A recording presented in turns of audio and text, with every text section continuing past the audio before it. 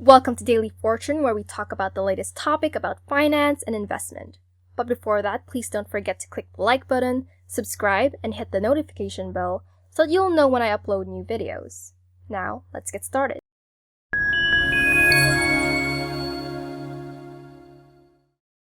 Every one of us spends a minute or two daydreaming of a life better than what we currently have.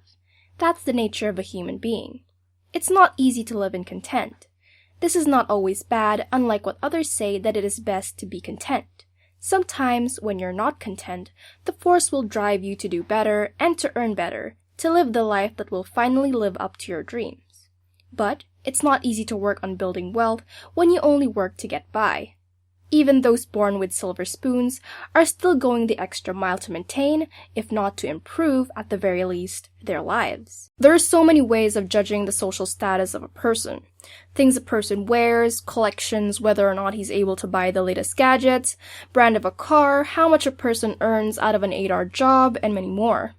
But there is only one way to measure one's wealth: net worth. Net worth is the residual amount that you have left after you deduct all your liabilities from all the assets under your name. In layman's terms, what comprises the net worth is the difference between what you own and what you owe. Your assets are anything you have of value that can be converted into cash. Receivables are what others owe you, bonds, cash in bank accounts, personal properties like jewelry, cash itself, and many more, as long as it is convertible into cash. Liabilities are things you owe, and are most of the time payable in cash. Anything payable in service, like when you own a business and your services were paid in advance, the services you owe your client will also form part of your liabilities for as long as it is an outflow and that it is payable in the future. If you think your net worth is more than enough and already exceeds the goal you have set for yourself to call your very own self a rich one, then feel free to do so. Unlike what most of the people say, you cannot measure one's wealth based on his monthly income from working for 8 hours in an office, for you don't know the educational loans that are yet to be paid off behind the slips, or the kind of lifestyle of a person outside the office, all of which needed to be accounted for to really measure one's wealth. Knowing how to measure one's wealth is important to know whether your accomplishment is directly appropriated with your efforts, or is it just for waste and just enough to live the day, with the hopes you don't get to meet unexpected visitors, such as medical bills and other fees along the way. It is the best way to know where you are financially, whether you are in your best or not, and to know how far you are from where you want to be. In order to easily examine how much is your worth, it is best to know the 4 basic contributing factors in determining and enriching one's net worth. Let us talk about them in detail. Income is best associated by anything that eventually enters your wallet. Your wages form part of your income. The salary you receive, tips, commissions, and the like fall under the kind of income called the active income. It is called an active income because you earn in exchange of your effort and time, and as a result, you actively complete tasks. Other types of income, an example, are the price, that is the price from what you earn in writing books, called royalties, income you receive from selling stocks, and the payment you receive in a form of dividend for being a shareholder in a company. The previously mentioned earnings are what we call portfolio income. The last type of income is passive income.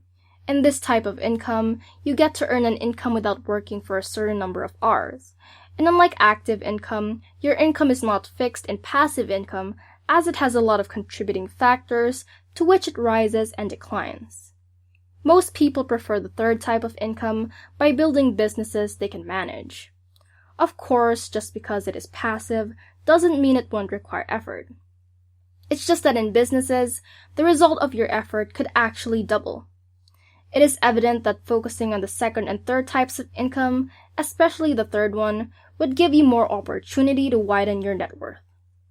For example, the richest man in the world according to Forbes from 1995 to 2009 and 2014 to 2017, William Henry Bill Gates III, the co-founder of Microsoft, even after earning billions by bearing the name behind Microsoft, he never stopped and invested and acquired shares in companies like Walmart and FedEx Corporation. In this way, he does not just earn for every Microsoft software being used, but also receives dividends for every company he bought a portion of through shares. Savings. We often hear formulas about money to make sure we have something allocated for our savings. The most used one is income minus savings equals expenses. This is to highlight that savings is more important and it doesn't deserve to be treated only as a residual after you're done spending your income. This is good, but if I were to make a bet, I'm sure that only a few of us do this, as we don't really appreciate the beauty and importance of savings in our total net worth. No matter how much your sources of income are, if you don't allocate a portion of that amount for your savings, you could only drown in receipts of all your expenses you did not even need for a certain time. While income minus savings equals expenses is good, others also do it in reverse. Which way you may find best, as you can never cheat yourself, what's important is you don't spend everything living off today and forgetting about tomorrow. Savings will form part of your asset too, so it is one of the factors that balance your liabilities, if there are any, just so you won't have a negative net worth. A practice even just little by little will help you to better the totality of your worth. Investments. A lot of people, when hearing the word investment, always conclude that it's just about buying stocks, and it's just for those who have too much and have nothing to spend their wealth on. But actually, we could be investing even in our own leisure, like the jewelry we wear or the land we acquire through cash or even loans, and even cars.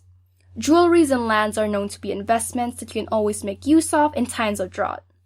This is for the very reason they don't depreciate even if you throw 100 of years in their time. Instead, their value increases over time. A car you use going to work, or even just for a luxurious vacation, may also form part of your investment. You can make use of it today, and you can count on making use of it in the future if you ever needed cash. But other than the ones I previously mentioned, one of the best investments would always be stocks you acquire for long-term investment. This is one way of saying you're earning in your sleep. Remember that when you're investing, you are buying a day where you no longer have to work. The last one would be the lifestyle that we are forced to do, rather than out of the abundance of the heart. Simplification. As they say, when the money that you receive increases, your need basically follows and starts to increase as well. Is this really life's nature? Or are we just doing this to ourselves, denying the very fact that we could still live the same way we did when we still used to have a lesser income? The beauty of simplified life is that once we do it, it would also affect two factors in raising our net worth, which are the savings and investments.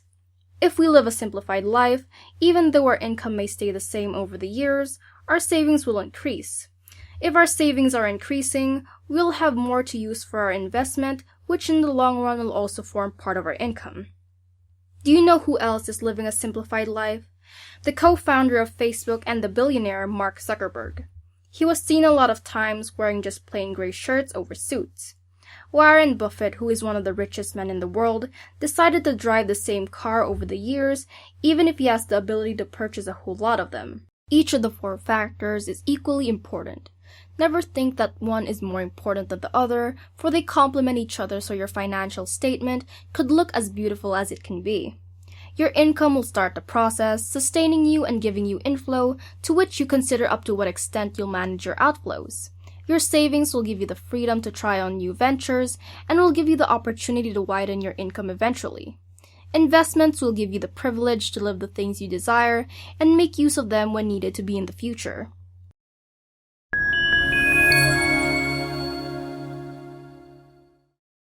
So that's it for today. I hope you learned something from today's video, and to get updated with the next videos, please don't forget to hit the notification bell. See you next time!